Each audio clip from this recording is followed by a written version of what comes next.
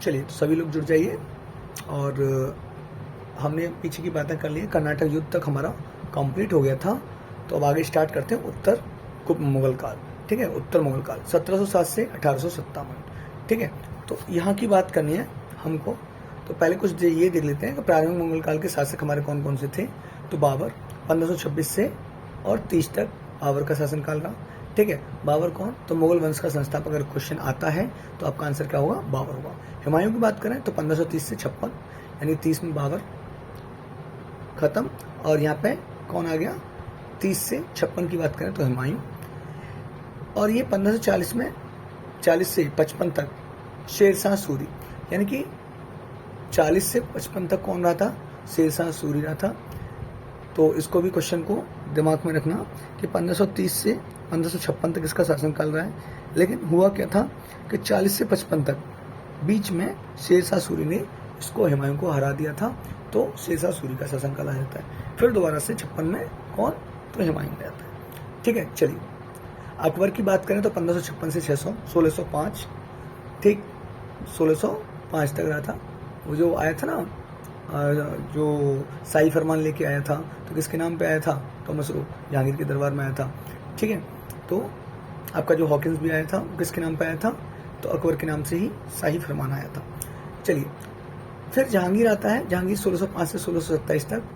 इसका दूसरा नाम क्या था, तो सलीम। ठीक, इसका दूसरा नाम क्या था, सलीम। और तुम्हें पता है सलीम नूरजहां। शाहजहां की बात करें, अच्छा नूरजहां से क्वेश्चन याद रखना, इसको मेहरुनिशा कहती थी। नूरजहां को क्या बोलते थे, मेहरुनिशा बोलते थे। शाहजहां का टाइम देखा तो 1627 से 1657 तक शाहजहां। फिर औरंगजेब 1658 से 1707 औरंगजेब। बहादुर शाह की बात करें 1707 से 12, ये बहादुर शाह। इसको क्या बोलते थे, शाह बेखबर बोलते थे बहादुर शाह जफर को। चलिए बहादुर शाह जफर नहीं है, बहादुर शाह जफर तो बहादुर शाह सेकंड को बोला गया है। इसको शाह बेखबर। जादन शाह ये 1712 से 1713, और इसको लंपट मूर्ख बोलते थे। इरादत खां द्वारा इसको उपाधि मिली थी लंपट मूर्ख की। ठीक है, फर्रुखशीर की बात करें तो 1713 से 1719, इसको घृणित कायर बोला गया। इंपोर्टेंट क्वेश्चन रहते हैं, इनकी उपाधियों को याद रखना। चलिए रफीउद्दौला, तो रफीउद्दौला 1719। फिर मोहम्मद शाह, ये 1719 से 48 तक रहा। इसको क्या बोलते हैं, तो रंगीला बोलते हैं। इसके समय मुगल वंश टूटने लगता है और मुगल क्षेत्र बाहर निकलने लगे, यानी कि इसके टाइम पे मुगल क्षेत्र क्या हो गया, टूट गया।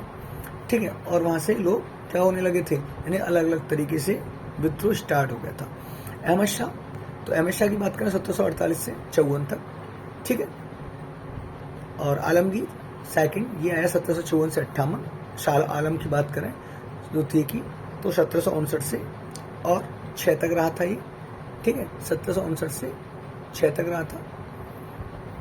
नेक्स्ट बात करें अकबर द्वितीय की, ये 1806 से 1837 तक कौन रहा था, अकबर द्वितीय, जिसने राजा राममोहन राय को राजा की उपाधि दी थी। ठीक है, बहादुर शाह ये जफर है, बहादुर शाह सेकंड, इसी को क्या बोलते हैं, बहादुर शाह जफर। तो ये 1837 में आए और 1857 तक। ठीक है, बहादुर शाह जफर 1857, जो हमारा क्रांति विद्रोह होगा, तो वहाँ पे कौन थे, जफर। ठीक, चलिए इधर मैंने बताया था आपको कि इसके समय मुगल वंश टूटने लगता है और मुगल क्षेत्र बाहर निकलने लगता है। तो क्या था कि अवध, इसमें सादत खां संस्थापक, अवध का संस्थापक पूछे तो सादत खां। बंगाल में उस टाइम कौन था, तो मुर्शिद अली खां। हैदराबाद की बात करें तो हैदराबाद में कौन था आपका, चिनक्लेज खां। ठीक है, और कर्नाटक में सादतुल्लाह।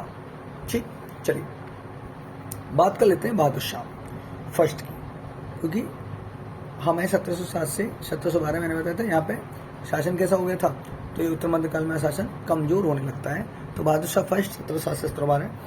मूल नाम पूछे तो मुअज्जम, उपाधि पूछे तो शाह बेखबर, उपाधि पूछे तो शाह बेखबर। शफी खां द्वारा,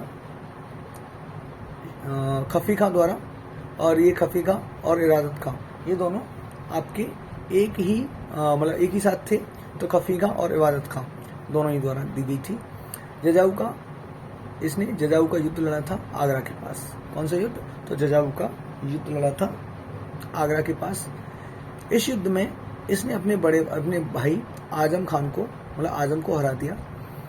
दूसरा युद्ध इसने बीजापुर युद्ध लड़ा, जिसमें कामबख्श को हरा दिया, ठीक है। और ये कामबख्श क्या था, ये भी कौन था, इसका भाई था।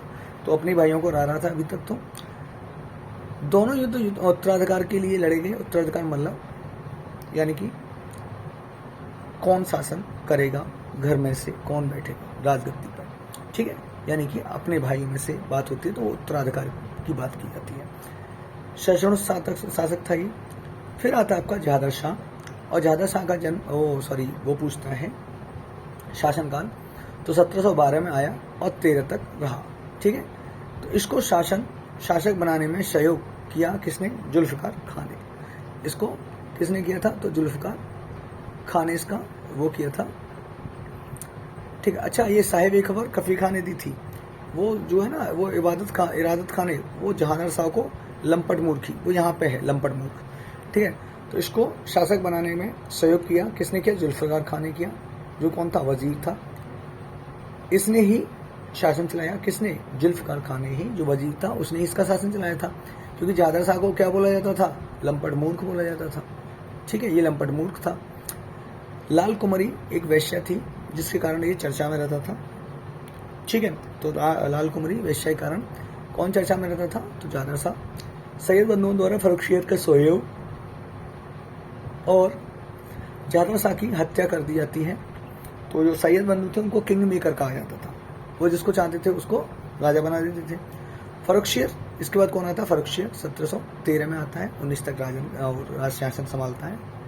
तो सैयद बंधु मैंने बताया ना, शासक निर्माता, किंग मेकर, तो यहाँ पे वही चीज़ है। तो सैयद बंधु अब्दुल्ला खां एवं हुसैन खां, इनको क्या बोला जाता है, सैयद बंधु बोला जाता है, ठीक है। और ये हुसैन खां, इन्हीं का दूसरा नाम क्या था, मीर सिंह। चलिए, ये जो अब्दुल्ला था ये कौन था, वजीर बना था। अब्दुल्ला खां कौन था, तो वजीर बना था। जय सिंह को समाई की उपाधि, ठीक। तो अगर क्वेश्चन आता है कि जय सिंह को समाई की उपाधि किसने दी, तो फर्रुखियत ने दी। 1717 का शाही फरमान इसी के टाइम पे हुआ था। वही जो मतलब 3000 रुपये लेके मैंने बताया था कि फ्री ट्रेड दे देता है, और जो सिक्के वहाँ पे बंगाल में बम्बई में चलाए जा रहे थे उनको पूरे भारत में चलवा देता है। 1716 बंदा बहादुर को फांसी किसने लगवाई, तो फर्रुखियत ने लगवाई। बात क्लियर है यहाँ तक की। चलिए नेक्स्ट आगे की बात करते हैं। तो आगे क्या, रफी-उद-दरजा, तो ये भी सैयद बंधुओं द्वारा ही बनाया गया था। लेकिन ये एकमात्र ऐसे लोग थे जो 1719 में बने, और उसी टाइम पे इसको क्या हो गई थी, टीबी के कारण इसकी मृत्यु हुई थी। उसके बाद रफी-उद-दौला बना। रफी-उद-दौला 1719 में, ये भी 1719 में बना। ये भी किसने बनाया, सैयद बंधुओं ने। लेकिन इसको पेचिस के कारण इसकी मृत्यु हो गई। फिर उसके बाद मोहम्मद शाह आता है 1719 से 48। इसको रंगीला बादशाह कहते हैं। इसको क्या कहते हैं, रंगीला बादशाह। और इसी के शासनकाल में सैयद बंधुओं को क्या हो गया था, पतन हो गया था। क्योंकि इसको पता चल गया था कि जो सैयद बंधु हैं वो कठपुतली सरकार चलाते हैं, ठीक है। जिसको चाहते हैं उसको मरवा देते हैं बाद में। तो इसको पता था कि ये मुझे भी मरवा देंगे, तो उससे पहले इसने क्या किया, सैयद बंधुओं को ही मरवा दिया। अवध, बंगाल, हैदराबाद स्वतंत्र हो गए इसके टाइम पे। नादिर शाह का आक्रमण 1739 में इसी के टाइम पे हुआ। इसको ईरान क्षेत्र का शासक, पहले एक चरवाहा था। तो पहले कौन था ये, नादिर शाह एक चरवाहा था, और ईरान का फिर बाद में क्या बन गया, ईरान का शासक बन गया। ईरान का नेपोलियन इसको कहते हैं। और ये हमारे यहाँ से क्या ले गया था, तो तख्ते ताउस यानी कि मयूर शासन और कोहिनूर हीरा कौन ले गया था, तो ये ले गया था नादिर शाह। दिल्ली पहुंचता है और लूटपाट करता है, और कोहिनूर हीरा व तख्ते ताउस मयूर शासन ले जाता है। बात क्लियर है। तो यहाँ तक की बातें सही समझ में आ चुकी हैं। आगे बात करते हैं अहमद शाह। ये 1748 में आता है और 54 तक शासन करता है। तो अहमद शाह अब्दाली का आक्रमण 1748 में होता है। ईरान का शासक बना। नादिर शाह की मृत्यु के बाद कौन बनता है, ईरान का शासक बनता है अहमद शाह अब्दाली। कुल 7 बार आक्रमण करता है ये, ठीक है। इसने कुल कितनी बार आक्रमण किया, तो 7 बार आक्रमण किया। आलमगीर, तो आलमगीर सेकंड 1754 से 1758। इसमें क्या होता है, तो 1757 प्लासी के युद्ध के समय शासक। तो 1757 में प्लासी का युद्ध हुआ था। ये पूछा जाता है आपसे कि प्लासी का युद्ध कब हुआ, तो प्लासी का युद्ध 1757 में हुआ था। शाह आलम सेकंड, तो 1759 से 1806। इस समय में 2 शासक थे। यानी 2 शासन चले थे। ये बिहार के क्षेत्र में अपने को राजा घोषित करता है, कौन? शाह आलम द्वितीय। और दूसरी साइड में किसने? अपने उसी समय शाहजहां तृतीय दिल्ली में अपने आप को राजा घोषित कर देता है। तो दो शासन चल गए, एक साइड में बिहार में इसने अपने आप को कर दिया, और यहाँ पे शाहजहां तृतीय ने अपने आप को दिल्ली में घोषित कर दिया था कि मैं राजा हूँ। युद्ध होता है फिर दोनों के बीच में, भाई राजा तो एक ही रहेगा, तो युद्ध होता है दोनों के बीच में। तो शाह आलम जीत जाता है। जीत कौन जाता है? शाह आलम जीत जाता है, यानी ये जीत गया। फिर बक्सर का युद्ध होता है 1764 में, ठीक है। तो बक्सर का युद्ध कब होता है? 1764 में, शाह आलम के टाइम पे ही। पानीपत का तटीय युद्ध 1761 में होता है, मराठा और अहमद शाह अब्दाली के बीच में। तो क्वेश्चन पूछ लिया जाता है कि पानीपत का तटीय युद्ध किसके बीच में हुआ? तो मराठा और अहमद शाह अब्दाली के बीच में हुआ था, 1761 में होता है। इलाहाबाद की संधि तो फिर इसी के बाद देखो, जब युद्ध खत्म होते थे तो संधियां होती थी, तभी उसके तहत युद्ध खत्म किए जाते थे कि चलिए भाई साहब आप ये सामान रख लीजिए, हमें ये चीज़ दे दीजिए, और हमारी आपसे संधि हो जाती है। संधि का अर्थ क्या होता है? दोनों में बराबर बांट है, बराबर चीज़ें बट जाना, वही तो संधि होती है। इलाहाबाद की संधि 1765 में होती है। 1803 में लॉर्ड लेक के प्रयास से शाह आलम अंग्रेजों का संरक्षण लेता है। तो किसके? लॉर्ड लेक के। तो लॉर्ड लेक इससे समझा देता है, बातचीत कर लेता है, और अंग्रेजों का संरक्षण कौन ले लेता है? शाह आलम ले लेता है।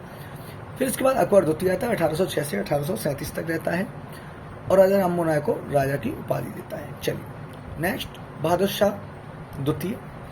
बहादुर शाह द्वितीय इनको क्या बोला गया था? तो मैंने बताया था पीछे कि जो बहादुर शाह द्वितीय थे उन्हीं को हमने जफर बोला था, ठीक है। तो बहादुर शाह द्वितीय, इनको बहादुर शाह जफर कहा गया 1837 से 1857 तक, ठीक है। जब 1857 का विद्रोह हुआ तो ये थी। तो 1857 की क्रांति और रंगून में जाके इनकी मृत्यु हो जाती है, रंगून चले जाते हैं, मृत्यु हो जाती है। 1 नवंबर 1858 मुगलों की सत्ता समाप्त हो जाती है। तो मुगलों की सत्ता कब समाप्त हो गई? 1 नवंबर 1858 में मुगल सत्ता खत्म हो चुकी थी। अब आगे बात करते हैं बंगाल विजय। तो 1717 में फर्रुखसियर ने शाही फरमान दे दिया अंग्रेजों को, यहाँ पर एक सूबेदार मुर्शिद कुली खां।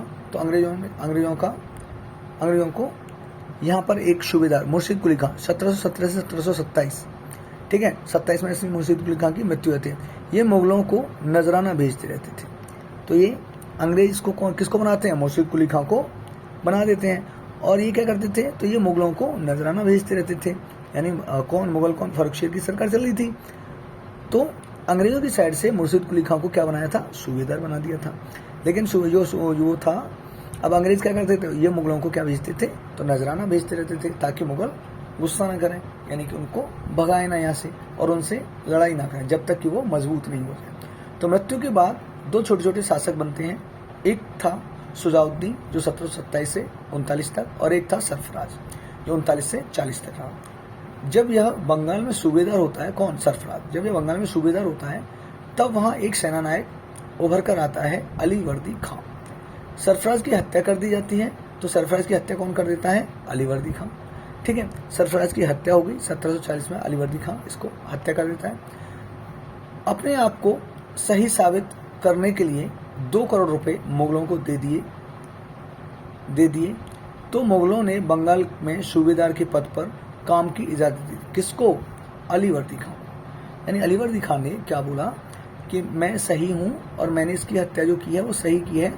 तो कितने रुपए दिए? 2 करोड़ रुपए मुगलों को भेंट दे देता है, और मुगलों से बंगाल में सूबेदार के पद पर काम को संभालने की इजाजत दे दी जाती है इसको।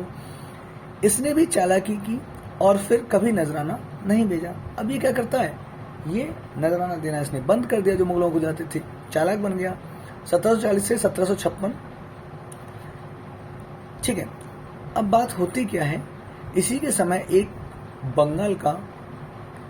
पृथक बंगाल का उदय होने लगता है, यानी कि अलग बंगाल की नींव रखने लगती है इसी के शासनकाल में। दूसरी ओर 1770 में अंग्रेजों को भी मुक्त व्यापार की अनुमति मिल गई थी। बताया था 1770 में मुक्त व्यापार की, फ्री ट्रेड की अनुमति मिल जाती है, शाही फरमान जिसे बोला गया था। और व्यापार के माध्यम से बंगाल में स्थिति मजबूत कर रहे थे कौन? अंग्रेज। यह सब अलीवर्दी खां ध्यान से देख रहा था, यानी जो अलीवर्दी खां था जो यहाँ पे बना हुआ है शासक, वो सूबेदार बना हुआ है, ये सारी चीज़ों को ध्यान से देख रहा था। इसलिए अलीवर्दी खां ने यूरोपियन कंपनियों की तुलना मधुमक्खी के छत्तों से की है। तो बेटा ये क्वेश्चन बहुत इंपॉर्टेंट रहता है कि किसने अंग्रेजों को अंग्रेजी यूरोपियन कंपनियों को तुलना मधुमक्खी के छत्तों से किया तो अलीवर्दी खाने, और कहा इनको छेड़ा न जाए तो ये शहद देंगे, वह छेड़ने पर काटेंगे। ठीक है, इनको छेड़ा न जाए तो ये शहद देंगे और छेड़ने पर क्या होगा, तो ये काटेंगे। इसके 3 पुत्रियां थीं, पटना, पूर्णिया और ढाका में जिनकी शादी कर दी। ठीक है, पटना, पूर्णिया और ढाका में इन तीनों की शादी की थी। तो अलीवर्दी खान की 3 पुत्रियां। 1756 मृत्यु के बाद बंगाल का नवाब कौन बनता है, तो सिराजुद्दौला बनता है, और सिराजुद्दौला तीसरी पुत्री का बेटा था। इसकी तीसरी पुत्री का जो बेटा था वो कौन था, सिराजुद्दौला। ठीक है, पतन का कारण, सिराजुद्दौला के पतन का कारण आंतरिक कलेश और दरबारी, यानी कि घर की कलेश, इसके घर की कलेश में ये खत्म हो गया था। सिराजुद्दौला की बात करें 1756 में बैठा था गद्दी पे। इसने किलेबंदी के लिए मना किया, मतलब जो अंग्रेज किलेबंदी टाइप कर रहे थे तो इसने किलेबंदी के लिए मना किया। फ्रांसीसी मान गए परंतु अंग्रेज नहीं माने। तब अंग्रेजों पर आक्रमण फोर्ट विलियम कर पराजित कर दिया, यानी कि किलेबंदियां चल रही थी। जैसे मैंने बताया था कि अपने अपने किले बना रहे थे, तो फ्रांसीसी अलग बना रहे थे, अंग्रेज अलग बना रहे थे। तो फ्रांसीसियों ने तो मान लिया कि चलो ठीक है, हम अपनी किलेबंदी नहीं करेंगे, अपनी प्रेसिडेंसी वगैरह नहीं बनाएंगे, लेकिन अंग्रेजों ने नहीं माना। जैसे फोर्ट विलियम कॉलेज था, कहाँ पे था, फोर्ट विलियम कैलकाटा में था, और कैलकाटा शहर की स्थापना पूछे तो जॉब चार्नक ने की थी। ठीक है, और यहाँ पे वो पूछे तो आयर फर्स्ट। ठीक, चलिए, तो यहाँ पे क्या हुआ, यहाँ पे पराजित कर दिया गया अंग्रेजों को। जब ये बात मद्रास में बैठे रॉबर्ट क्लाइव को मिली तो सेना भेजी, मतलब यहाँ पे जो अंग्रेज थे पहले उनको परास्त कर दिया, खदेड़ दिया गया, लेकिन मद्रास में उस टाइम कौन बैठा था, तो रॉबर्ट क्लाइव, उसको मिली तो उसने क्या किया, सेना भेजी। अब वैसे ये वाला क्वेश्चन आपका इंपॉर्टेंट रहता है कि ब्लैक होल की घटना, ब्लैक होल की घटना क्या है कि जो तुम्हारा सिराजुद्दौला था उसने एक कमरे में सैनिकों को बंद कर दिया था, और सुबह तक उसको जब सुबह खोला गया था तो सारे सैनिक मर गए थे, कुछ ही चंद सैनिक बाहर निकले थे। मतलब 146 सैनिकों को उसने बंद कर दिया था। कितने सैनिकों को, 146 सैनिकों को।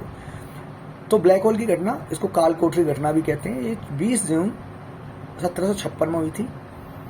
तो सेना नायक हॉलवेल ने इस घटना को क्या बोला है, प्रचारित करते हुए प्रचार किया और कहा कि सिराजुद्दौला ने अनैतिक कार्य किया है। उसने 14/18, ये 14/18 का एक कमरा था, उसके अंदर कितने लोगों को बंद कर दिया था, 146 अंग्रेजों को बंद कर दिया, और सुबह कितने बचे थे, तो मात्र 23 बचे थे, जिसमें हॉलवेल भी शामिल था, यानी हॉलवेल को भी बंद कर दिया था। तो हॉलवेल ने उसको गलत तरीके से पूरे को प्रचार कराया कि ये जो हुआ है ये गलत हुआ है, इसको ऐसा नहीं करना चाहिए था। चलिए आगे की बात करते हैं। चलिए, तो यही कारण बना प्लासी के युद्ध का। तो प्लासी का जो युद्ध हुआ था उसका कारण क्या था, यही कारण था कि पूरे में उसकी क्या कर दी गई थी, गलत तरीके से उसको फेमस कर दिया गया था। इसके दौरान एक संधि हुई जिसे अलीनगर या कलकत्ता की संधि भी कहते हैं। ठीक है, जिसे क्या, अलीनगर या कलकत्ता की संधि कहते हैं। यहीं अंग्रेजों ने एक मनगढ़ंत आंदोलन शुरू किया जिसे प्लासी का युद्ध कहा गया। तो प्लासी का युद्ध क्या था बेटा, ये एक मनगढ़ंत आंदोलन था अंग्रेजों द्वारा। तो ये प्लासी में, जो बंगाल में पड़ता है, 23 जून 1757 में हुआ था विद्रोह। तो विद्रोह में क्या हुआ, किस किसने विद्रोह किया था सिराजुद्दौला के खिलाफ, तो मीर जाफर सेनापति ने धोखा दिया। इसका सेनापति था सिराजुद्दौला का, क्या नाम था उसका, मीर जाफर। इसकी एक मौसी थी जिसका नाम था घसीटी बेगम, उसने इसको धोखा दिया, उसने विद्रोह किया। एक थे राय दुर्लभ, ये दीवान थे, इन्होंने भी क्या किया था, इन्होंने भी इसके लिए इसकी मतलब निंदा की। एक व्यापारी था अमीन चंद, उसने भी इसको धोखा दिया। और एक सेठ था जगत सेठ, तो इसको बैंकर कहते थे, जगत सेठ इसको क्या बोलते थे, बैंकर कहते थे। तो ये सब विद्रोह कर रहे थे, मतलब विद्रोहियों में शामिल थे। अब अगर बात करता है सिराजुद्दौला का सहयोग किसने किया, तो मीर मदान और मोहनलाल, जो कौन थे, सेनापति। ठीक है, इन दोनों ने क्या किया था, इसका सहयोग किया था, किसका, सिराजुद्दौला का। परिणाम क्या हुए, मीर जाफर को सत्ता मिल जाती है, किसको, जो सेनापति था उसको क्या मिल गई, सत्ता मिल गई। और मीर जाफर 1757 से 1760, और इसको क्या बोला गया, कठपुतली सरकार। तो 1757 से 1760 तक कौन रहा, मीर जाफर। लेकिन कैसी सरकार थी, कठपुतली सरकार। किसका दामाद था, तो दामाद मीर कासिम। 1760 से 1763, तो इसका दामाद था मीर कासिम, और ये 1760 से 1763 तक रहता है। इसने अंग्रेजों को कहा हमें नवाब बना दो, हम आपको ज़्यादा रियायत देंगे। मतलब आप हमें नवाब बना दो, आप जैसा कहेंगे हम वैसा करेंगे। इसने इनको बोला। यह काफ़ी होशियार था जिसने अंग्रेजों को चुनौती दी। लेकिन ये कैसा था, ये काफ़ी होशियार टाइप का था। ये वो करता था जो उसको सही लगता था। ठीक है, ये अंग्रेजों के ऊपर जो मीर कासिम था, ये अंग्रेजों की नहीं सुनता था। और जो इससे पहले था वो क्या थी, कठपुतली सरकार थी मीर जाफर वाली। चलिए, तो नेक्स्ट क्या हुआ, अंग्रेजों को चुनौती दी इसने। मुर्शिदाबाद मुंगेर राजधानी किसने बनाई, मीर कासिम ने। ठीक है, तो जो मुर्शिदाबाद जो मुंगेर राजधानी थी, अब क्या हो गई, बंगाल की, तो वहाँ पे राजधानी बना दी। भारतीयों को व्यापार में रियायत दी, भारतीयों को व्यापार में रियायत दी। वैसे भारतीयों को अंग्रेज व्यापार में रियायत नहीं देने देते थे, तो उसने क्या किया, अपने लोगों को रियायत दी। दूसरा, टैक्स सुधार किया।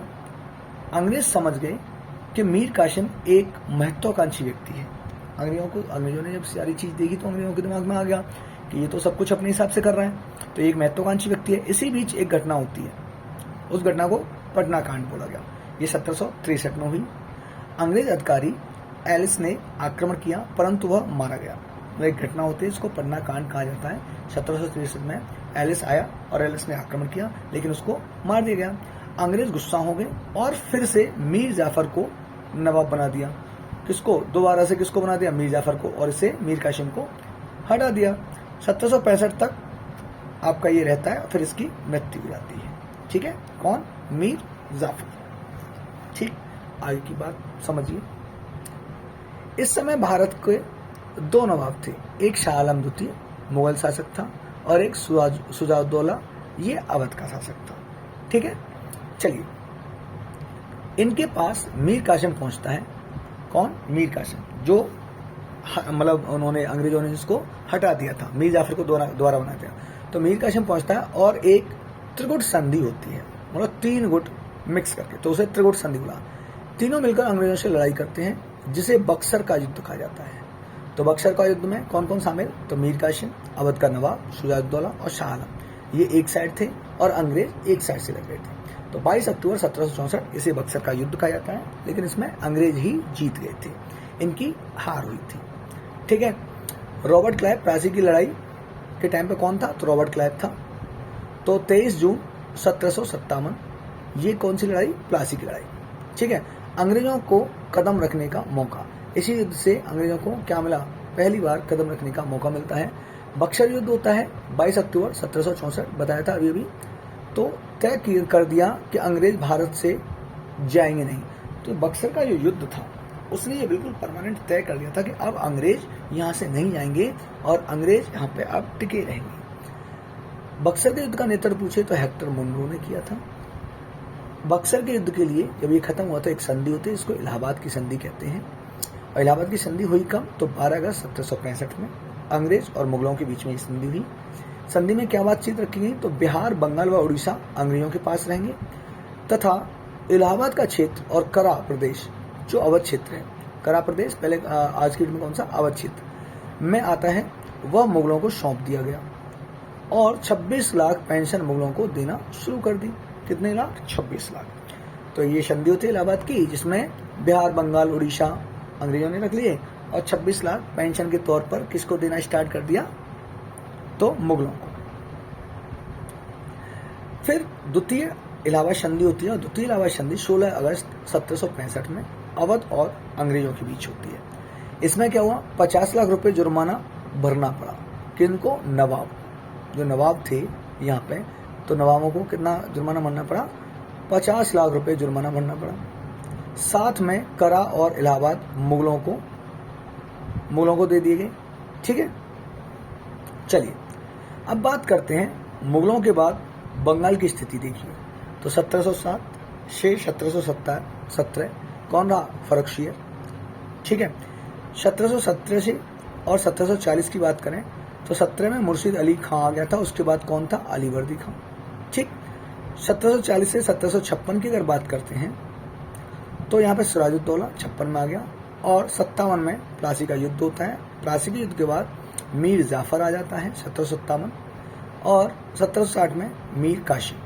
1757 इसमें फिर 1764 में बक्सर युद्ध होता है, और 1765 में अंग्रेजों द्वारा द्वैत शासन स्टार्ट होता है। देखो द्वैध शासन का अर्थ क्या होता है कि एक तरफ कर्तव्य और एक तरफ अधिकार, यानी कि दो तरीके के शासन, एक तो कर्तव्य और एक अधिकार। यानी कि जो कर्तव्य थे वो किसको दे दिए गए, तो वो तो बंगाल के नवाबों को दे दिए गए, और अधिकार यानी कि पैसे, टैक्स वैक्स, ये सब अंग्रेजों ने अपने पास रख लिए। द्वैध शासन स्टार्ट किसने किया था, तो क्लाइव ने शुरू किया था। किसने किया था, क्लाइव ने शुरू किया था। चलिए, तो यहाँ पे बंगाल के नवाब मीर जाफर के वंशज कमजोर पड़ गए थे। अब यहीं पे क्या हुआ था, सड़क परिवहन वगैरह ये सब किसको मिले थे, तो सड़क सही करवाना और यानी बेकार के जितने भी सामान चीज़ें थी वो मिले थे बंगाल के नवाबों को, मीर जाफर को, और अंग्रेजों ने अपने पास क्या रखा था, टैक्स वसूली वगैरह, ये सारी चीज़ें अंग्रेजों के पास। अब बात पूछता है, अगर क्वेश्चन ये आ जाता है कि द्वैध शासन को समाप्त किसने किया, तो वॉरेन हेस्टिंग ने 1772 में क्या कर दिया था, समाप्त कर दिया था। यहाँ तक की बातें क्लियर है आपको। चलिए, तो नेक्स्ट आगे चलते हैं। चलिए, तो अब आंग्ल मैसूर युद्ध, यहाँ से क्वेश्चन बनता है आंग्ल मैसूर युद्ध से। तो ये देखिए, ये यहाँ पे मैसूर है, ये थोड़ा सा मैप से डिजाइन किया है मैंने। ये मैसूर है, ये हमारा दिल्ली है, यहाँ पे मुगल सत्ता चल रही है, मुगल शासन चल रहा है, ठीक है। ये तुम्हारा यहाँ पे निज़ामों का क्षेत्र है, ये दक्षिण भारत, ये दक्षिण भारत है, ये निज़ामों का क्षेत्र है, और ये विजयनगर बहमनी शासकों को यहाँ पे चल रहा था, ठीक है। और विजयनगर में ये विजयनगर जो था, इसमें किसका शासन, तो बहमनी शासन स्टार्ट हो गया। यहाँ पर युद्ध होता है 1565 का, जिसको कौन सा युद्ध बोला जाता है, तो तालीकोटा का युद्ध बोला जाता है। ये राक्षस और तांगड़ी गांव पड़ता है यहाँ पे, वहाँ पे तालीकोटा पड़ता है, ठीक है। तो 1565 में तालीकोटा का युद्ध हुआ, ये क्वेश्चन पूछ लिया जाता है। फिर आगे की बात करें, मैसूर में वाडियार वंश था। मैसूर में कौन सा, वाडियार वंश, और इसका जो शासक था, मैसूर कर्नाटक में पड़ता है, और इसका जो शासक था वो था चिक्का कृष्णराज। कौन सा, तो चिक्का कृष्णराज यहाँ का शासक था। इसके दो सेनापति थे, एक नंदराज और एक देवराज। नंदराज हैदर अली नाम का सिपाही नंदराज की सेना में शामिल होता है। तो इस नंदराज की सेना में कौन, एक हैदर अली नाम का सिपाही शामिल होता है। और 1765 में डिंडीगुल में फ्रांस के सहयोग से एक शस्त्रागार निर्माण होता है, ठीक है। अगर क्वेश्चन आए डिंडीगुल में, तो 1755 में क्या होता है, एक शस्त्रागार का निर्माण होता है।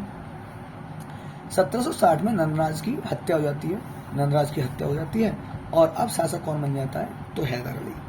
बात क्लियर है। तो अब शासक कौन हो गया, हैदर अली हो जाता है। हैदर अली का जन्म 1722 में, मृत्यु पूछे तो 1782। दूसरे आंग्ल मैसूर युद्ध में इसकी मृत्यु हो गई थी। तो द्वितीय आंग्ल मैसूर युद्ध में किसकी मृत्यु हो जाती है, हैदर अली की। फिर इसका पुत्र था टीपू सुल्तान, जिसने क्या बोला था कि 100 दिन भेड़ बकरियों की तरह जिंदा रहने से अच्छा है कि एक दिन शेर की तरह जिया जाए। तो वो किसने बोला, टीपू सुल्तान। तो टीपू सुल्तान 1782 से 1799 तक रहता है। चौथा आंग्ल मैसूर युद्ध में ये मारा जाता है, कौन, टीपू सुल्तान। तो फोर्थ में टीपू सुल्तान मारा जाता है, दूसरे में इनके पिताजी हैदर अली मारे गए थे। यहाँ से अशांत आत्मा, तो टीपू सुल्तान को अशांत आत्मा किसने कहा, तो मुनरो ने, थॉमस मुनरो ने, ठीक है। तो थॉमस मुनरो ने टीपू सुल्तान को क्या बोला, अशांत आत्मा बोला है। इंपोर्टेंट क्वेश्चन रहेगा। 1787 में अपने आप को बादशाह घोषित करता है, कौन, टीपू सुल्तान। और श्रीरंगपट्टनम में जैकोबिन क्लब में शामिल, जो फ्रांस की सहयोग से बना। तो बेटा ये ध्यान रखना, जैकोबिन क्लब पूछ लिया जाता है कि जैकोबिन क्लब में कौन शामिल था, तो टीपू सुल्तान था, ठीक है। और ये फ्रांस की सहयोग से बना था। वहीं पर उसने एक स्वतंत्रता का वृक्ष लगाया था, ठीक है। तो वहीं पर श्रीरंगपट्टनम में इसने क्या लगाया था, एक स्वतंत्रता का वृक्ष भी लगाया था। किसने लगाया था, तो टीपू सुल्तान ने लगाया था। बात क्लियर है। चलिए नेक्स्ट आगे की बातें देख लेते हैं। तो ये आंग्ल मैसूर युद्ध देख लीजिए जल्दी से, बहुत इंपॉर्टेंट है। चलिए, तो आंग्ल मैसूर ये युद्ध, तो प्रथम युद्ध कब हुआ था, 1767 में, और 69 तक चला। जब चलता लास्ट होता है उसी में संधि हो जाती है, उसी के तहत बंद होता है। तो संधि कौन सी हुई, मद्रास की संधि। 1769 बंद हुआ है, उसी टाइम संधि हुई होगी। विशेष क्या था, तो प्रारंभ में अंग्रेज प्लस मराठा प्लस निजाम थे, ठीक है। बाद में निजाम मराठा हैदर अली से मिल गए और हैदर अली जीत गया था। पहले किसके साथ थे, तो अंग्रेजों के साथ थे, लेकिन बाद में किसके साथ हो गए थे, हैदर अली के साथ। तो हैदर अली जीत गया था। चलिए नेक्स्ट, द्वितीय आंग्ल मैसूर युद्ध। तो ये आपका 1780 से स्टार्ट हुआ और 84 तक चला। इसके तहत किसकी संधि होती है? तो मंगलौर की संधि होती है। और ये कब हुई होगी? तो जहां पर खत्म हुआ वहां पर संधि हो गई होगी। तो 84 में खत्म हुआ, 84 में संधि हो गई। इसमें बात क्या रखी गई? तो अंग्रेजों द्वारा संधि का उल्लंघन किया गया। दूसरी बात विशेष क्या है? तो अंग्रेजों द्वारा संधि का उल्लंघन किया गया। अंग्रेजी सेना का नेतृत्व आयरकुट ने किया। पोर्टोनोवा के युद्ध में हैदर की मृत्यु हो जाती है 1782 में। हैदर अली की मृत्यु कब हुई? 1782 में, तभी तो टीपू सुल्तान बैठा था। टीपू ने नेतृत्व संभाला। बराबरी का युद्ध हुआ। ये युद्ध कैसा हुआ? बराबरी का। यहाँ पे गवर्नर पूछता है तो वारेन हेस्टिंग। गवर्नर पूछे तो कौन? Warren Hastings. फिर तृतीय युद्ध आता है 1790 से 92 और श्रीरंगपट्टनम की संधि होती है। तो ध्यान रखना ये तीनों ही संधि आपकी इंपोर्टेंट है। मद्रास की संधि तो 1767 से 69, तो 69 में हुई थी। मंगलौर की पूछे 84 में हुई थी। और श्रीरंगपट्टनम की संधि पूछे तो ये आपकी 92 में हो गई। ठीक है। आधा राज्य प्लस 3 करोड़ रुपए, आधा राज्य प्लस 3 करोड़ रुपए टीपू को देने पड़े। यहाँ पे देखो क्या हुआ, टीपू का फ्रांस एवं कस्टुनिया से समर्थन लेना, यानी टीपू कमजोर पड़ रहा था तो उसने किसका समर्थन लिया? फ्रांस एवं कस्टुनिया का समर्थन लिया। टीपू की हार व अपमानजनक संधि होती है। टीपू की हार हो जाती है और एक अपमानजनक संधि, यानी कि सब कुछ अंग्रेज अपने हिसाब से करते हैं, तो आधा राज्य उसका ले लिया जाता है और 3 करोड़ रुपए उसको जुर्माने लिए जाते हैं। कॉर्नवालिस मित्रों को अधिक मजबूत न करके अपने शत्रु को कमजोर कर दिया। ये कथन किसका है? तो कॉर्नवालिस का है। बहुत इंपॉर्टेंट है क्योंकि यहाँ पे गवर्नर कौन था? तो कॉर्नवालिस था। तो ये कॉर्नवालिस ने बोला कि मैंने अपने मित्रों को अधिक मजबूत ना करके अपने शत्रु को कमजोर कर दिया। ठीक है। चौथी संधि 1799 और चौथा युद्ध 1799 हुआ था, आंग्ल मैसूर युद्ध। इसमें कोई संधि नहीं हुई थी, सहायक संधि नहीं स्वीकारना विशेष रहा था। सहायक संधि होने वाली थी और सहायक संधि का जनक पूछे तो कौन? वेलेस्ली। ठीक है। टीपू की मृत्यु हो जाती है 1799 में, इसकी मृत्यु हो जाती है। और 1798 में सहायक संधि होती है, जो कौन कराता है? वेलेस्ली। पूर्व का साम्राज्य अब हमारे कदमों में है। ठीक है। पूर्व का साम्राज्य नहीं, भारत। तो यहाँ पे वेलेस्ली अंग्रेज क्या बोलते हैं कि पूर्व का साम्राज्य अब हमारे कदमों में है, यानी कि अब सिर्फ भारत पे हम ही हम रह गए, यानी कि भारत अब हमारे पूर्ण रूप से चंगुल में आ चुका है। चलिए आगे की बात करते हैं। तो यहाँ से आपका 2 नंबर का एक क्वेश्चन आना ही आना है, तो इसको आप देख के जाएं। बहुत अच्छा टॉपिक है, सिख एवं सिख धर्म। सिख एवं सिख धर्म। तो सबसे पहले संस्थापक पूछता है तो गुरु नानक देव 1469 से 1539। तो इनका जो जन्म है वो 1469 में हुआ था। कहाँ पर हुआ था? तलवंडी। तलवंडी में एक ननकाना जगह पड़ती है वहां पर। ठीक है। तो 1469 में इनका जन्म हुआ नानक देव का। नानक देव से क्वेश्चन आता है कि इन्होंने संगत और पंगत, तो जो पंगत है उसी को लंगर व्यवस्था बोला जाता है। उसको क्या बोला जाता है? लंगर। तो यह व्यवस्था किसने प्रारंभ की? तो यह व्यवस्था गुरु नानक ने प्रारंभ की। और गुरु नानक ही कौन थे? संस्थापक हैं किसके? सिख धर्म के। ठीक है। चलिए आगे की बात करते हैं।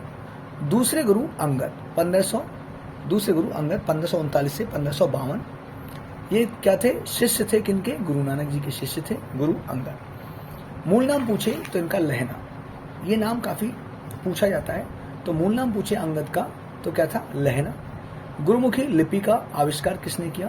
तो गुरु अंगद ने किया। गुरुमुखी लिपि का आविष्कार पूछता है तो किसने किया? तो गुरु अंगद ने किया।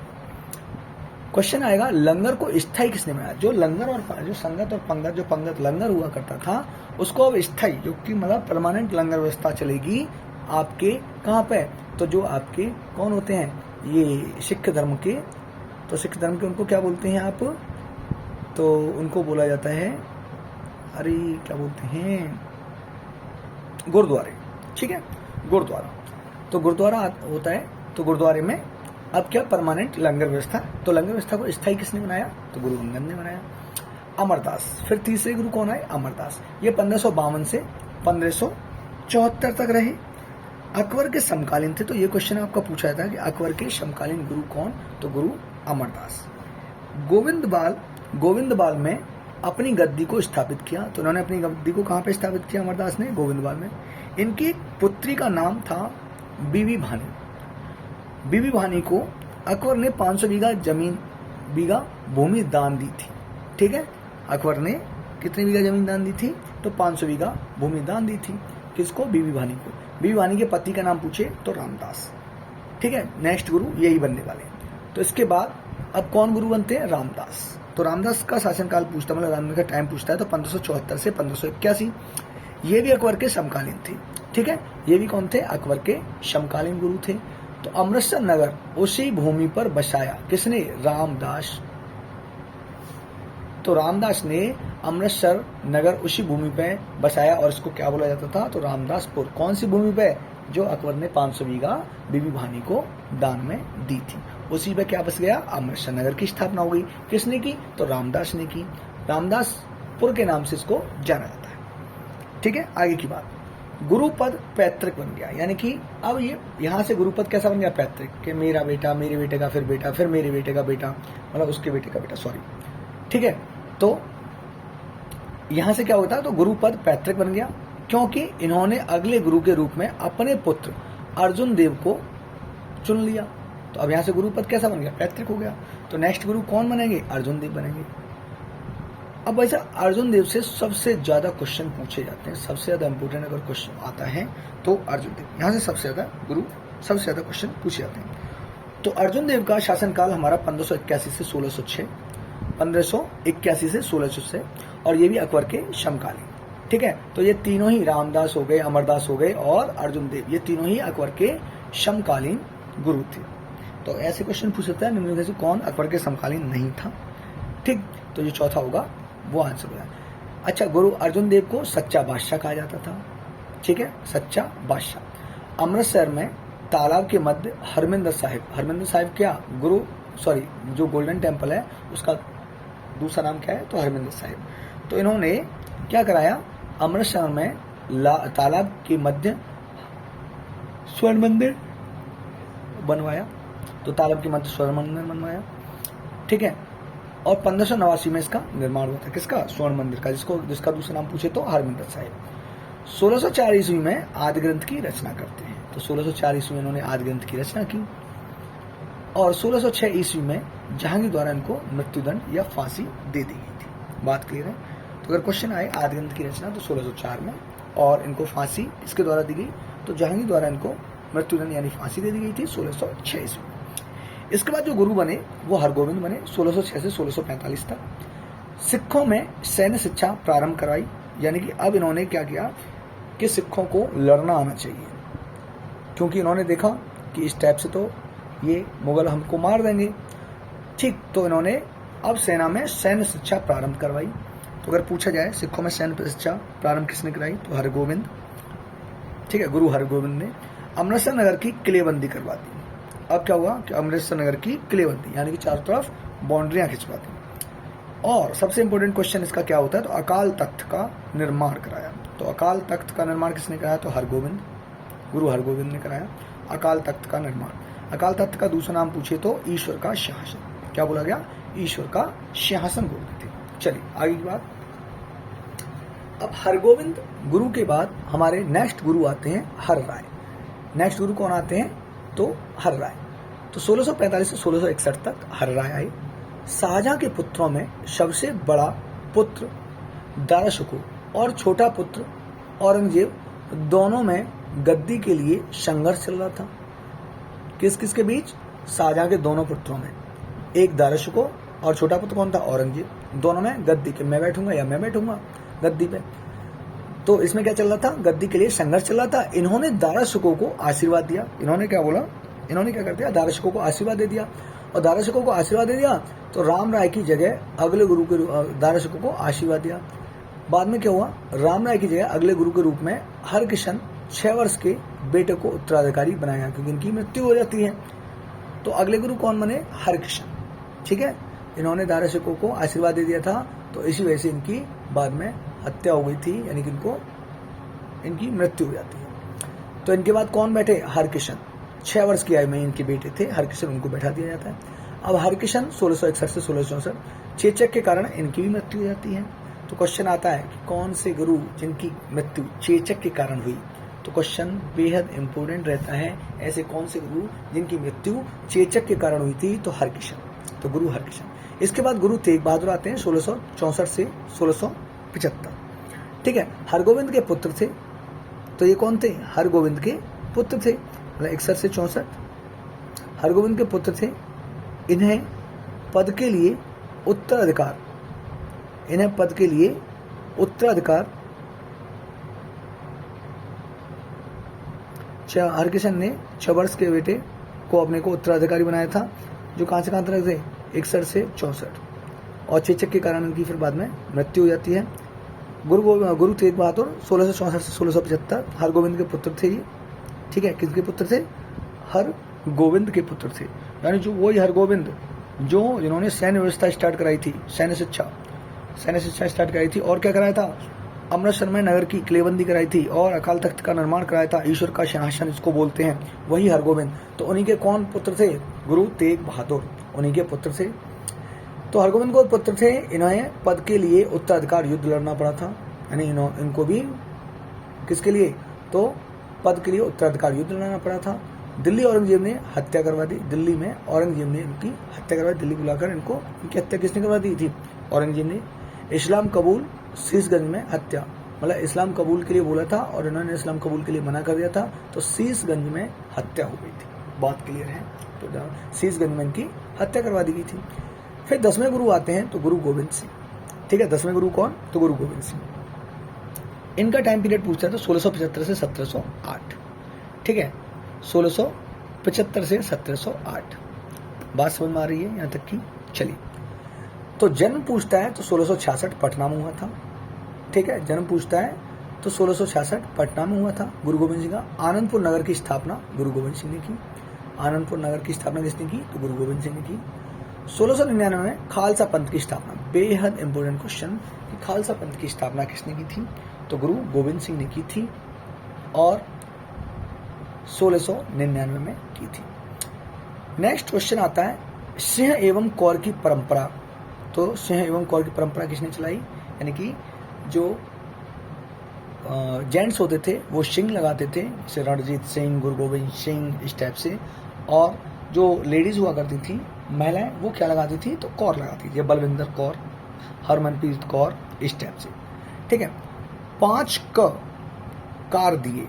क्या दिए? तो 5 कार किसने दिए थे? तो गुरु गोविंद सिंह ने। और 5 क्या थे? तो का मतलब केश, का मतलब कंगा, का मतलब कच्छा, का मतलब कड़ा, का मतलब कृपाण। तो केस, कंगा, कच्छा, कड़ा, कृपाण, ये गुरु गोविंद सिंह ने दिए थे, और इनको हमने क्या बोला? 5 कार बोला है। बात क्लियर है?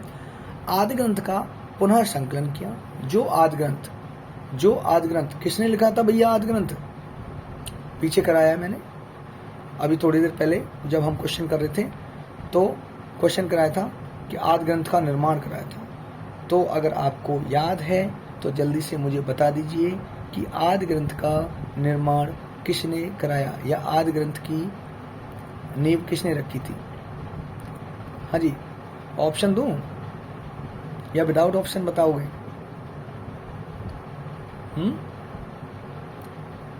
हाँ जी, बताइए। आदि ग्रंथ, या पीछे की बातों को भूलते जा रहे हो, आगे की बातों को, सिर्फ आगे की बातों को ही याद की जा रही है? पीछे की बातों को आपको जरूर याद रखना है। आगे की बात तो हमारी चल रही है, लेकिन पीछे की बात याद रखना बेहद इंपॉर्टेंट है। अगर पीछे की बात भूल गए तो आगे की बात का कोई फायदा नहीं है। इसीलिए कहता हूँ बार बार क्या करो, तो बार बार आपका क्या होना चाहिए? रिवीजन होना चाहिए। अर्जुन देव, जिसमें मैंने बताया था सर्वाधिक क्वेश्चन बनते हैं अर्जुन देव से। ठीक है, तो अर्जुन देव थे। चलिए आगे की बात करते हैं। तो क्या आ गया? सिंह एवं कौर की परंपरा इन्होंने स्टार्ट की। 5 कार दिए थे, केश, कच्छा, कंगा और कड़ा और कृपाण। आदि ग्रंथ का पुनः संकलन इन्होंने करवाया।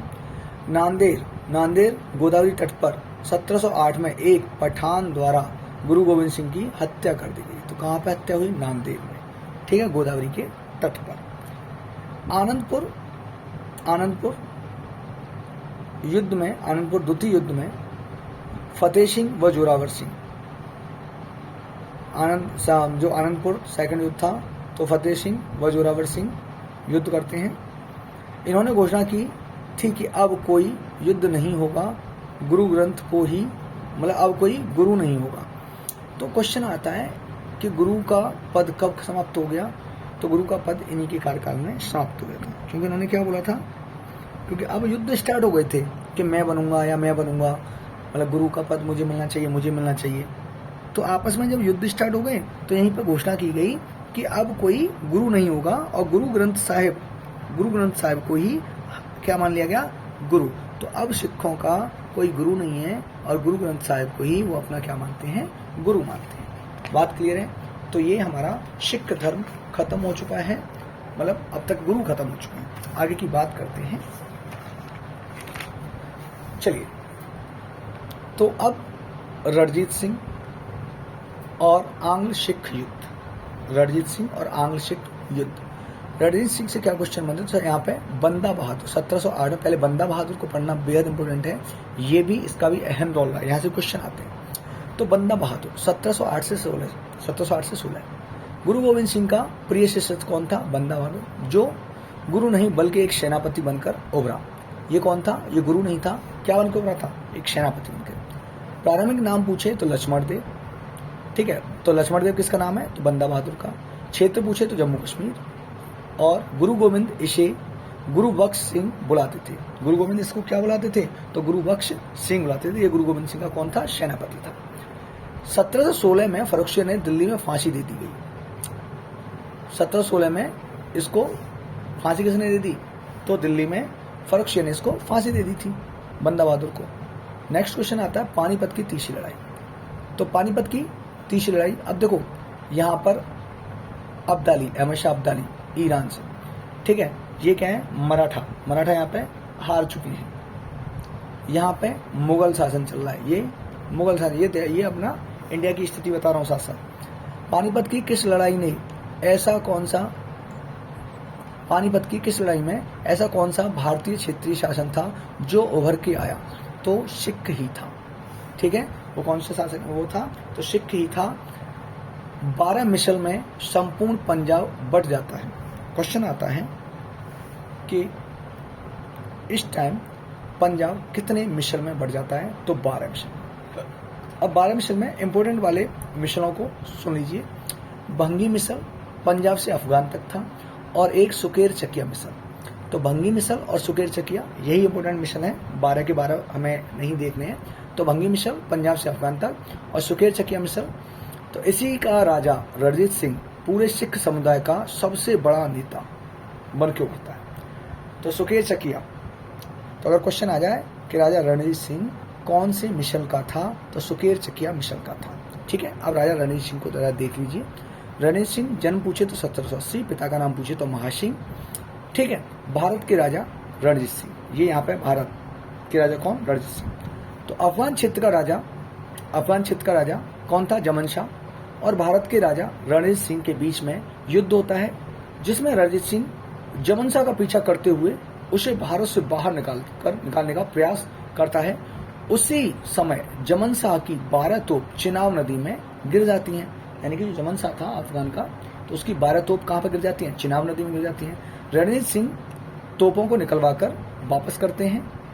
इससे खुश होकर जमनलाल, जो जमन शाह था, मतलब वो काफ़ी खुश हुआ कि यार काफ़ी अच्छा राजा है, इसने तो मतलब मेरी तोपें भी निकलवा के मुझे वापस भी कर दी, ठीक है। तो जमन शाह उसे क्या करता? खुश होकर लाहौर तक अपना साम्राज्य बढ़ाने की इजाज़त दे देता है। तो अब रणजीत सिंह कहाँ तक पहुँच गए? लाहौर तक पहुँच गए।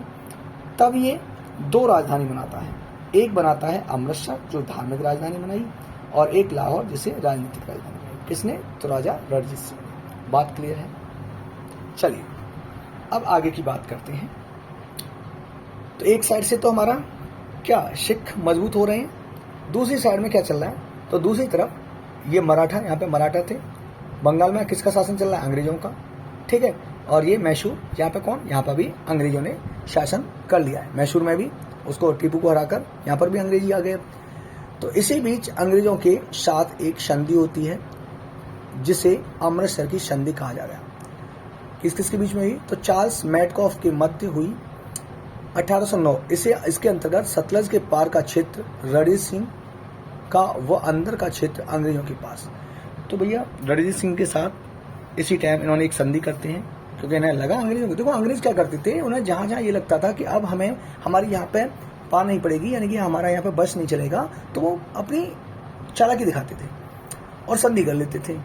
तो यहाँ पर संधि कर ली और इनको कौन सा क्षेत्र मिल गया, इसके अंतर्गत सतलज के पार का क्षेत्र किसको मिल गया, रणजीत सिंह को, और अंदर का क्षेत्र किसे मिल गया, अंग्रेजों को। 1839 में रणजीत सिंह की मृत्यु हो जाती है, जिसके बाद उनके वंशजों के कारण सिख साम्राज्य लड़खड़ाने लगता है, यानी कि जो इनके बाद के जितने भी इनके वंशज हुए वो बेकार टाइप के हुए, और वो कैसे थे, तो वो लड़ने वालों में से मतलब वो सिर्फ उत्तराधिकार के लिए लड़ते रहे कि हमें सियासत में, तभी दिलीप सिंह जो नाबालिग थे महारानी जिंदल के संरक्षण में उत्तराधिकारी बनते हैं। तो एक नाबालिग लड़का था जिसका नाम क्या था, दिलीप सिंह, तो इनको महाराज घोषित कर दिया जाता है, उत्तराधिकारी घोषित कर दिया, किसके, महारानी जिंदल के संरक्षण में। इसी समय डलहौजी आता है।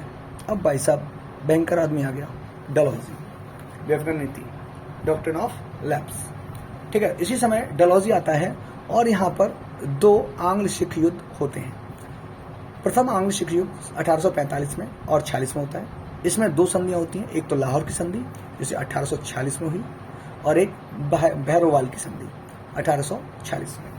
तो भैरोवाल की संधि भी 1846 में हुई है और आपकी लाहौर की संधि भी 1846 में हुई है, आंग्ल और सिखों के बीच में, ठीक है, अंग्रेज और सिखों के बीच में। द्वितीय आंग्ल सिख युद्ध 1848 से 49 में होता है।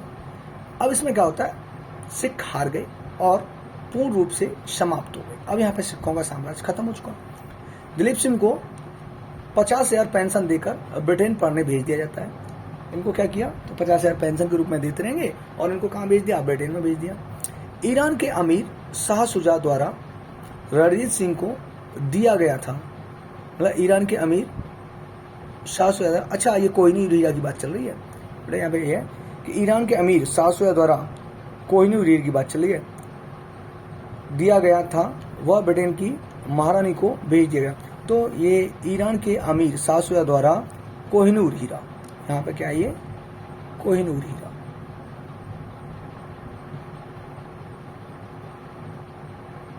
तो ये कोहिनूर हीरा, ठीक है। तो कोहिनूर हीरा रणजीत सिंह को दिया गया था, किसने दिया था, ईरान के अमीर शाह शुजा ने, ठीक है। वह ब्रिटेन की महारानी को भेज दिया जाता है। आज के समय महारानी के मुकुट में लगा हुआ है, मतलब अब तक ये कहाँ पे तो महारानी के मुकुट में लगा हुआ है, लंदन में भैया, ठीक है, ब्रिटेन में। डलहौजी द्वारा हड़प नीति के तहत इनके साम्राज्य को अंग्रेजी साम्राज्य में मिला लिया जाता है। तो डलहौजी की जो डॉक्ट्रिन ऑफ लैप्स थी उसके तहत इनके साम्राज्य को किसमें मिला लिया, अंग्रेजी साम्राज्य में मिला लिया जाता है। तो यहाँ पे हमारे सिख का चैप्टर खत्म हो चुका है। अब यहाँ से जो मेन और इम्पोर्टेंट आता है वो आपका मराठा साम्राज्य आता है, और मराठा साम्राज्य को मैं कल फिनिश करूँगा, क्योंकि काफ़ी टाइम भी हो रहा है और मेरी थोड़ा सा गले में प्रॉब्लम भी है। मैंने आपको बताया भी था कि थोड़ी सी गले में प्रॉब्लम है, ठीक है, तो मैं आपको कल बनाऊंगा। थैंक यू, आप सभी लोग इतना देख लें, यहाँ से काफ़ी सारे क्वेश्चन आपके मिलेंगे, और मराठा साम्राज्य को भी मैं कल फिनिश कर दूँगा। Thank you.